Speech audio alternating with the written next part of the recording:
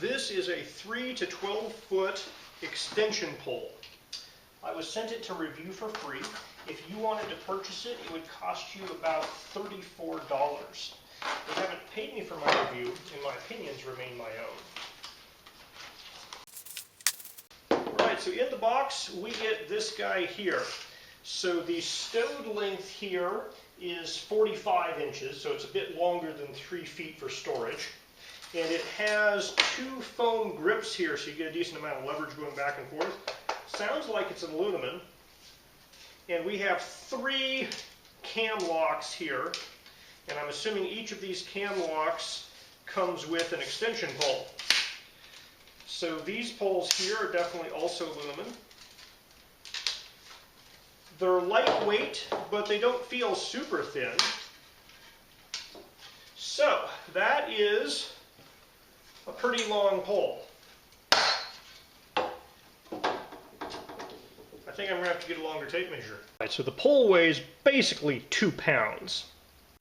Alright, so there's the full extension.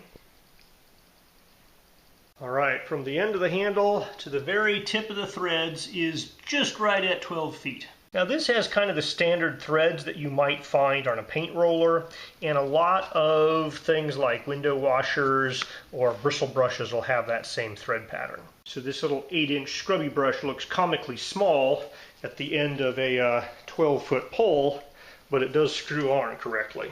So I have 2 sets of solar panels, and they are about 5.5 feet each.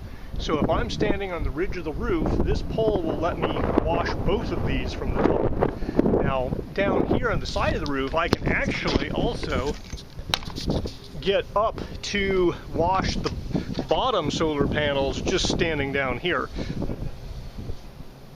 So at the end of the pole, it's pretty rigid there. I don't think I'll have any problem scraping back and forth. I may not be able to put as much downward pressure as I would like if I was a lot closer, but that guy's pretty rigid. I think you'd certainly be able to paint with a paint roller with that guy. So the poles and this top bit with the threads and the rivet there are all aluminum. The only thing that is metal are these little pins for these cam clips.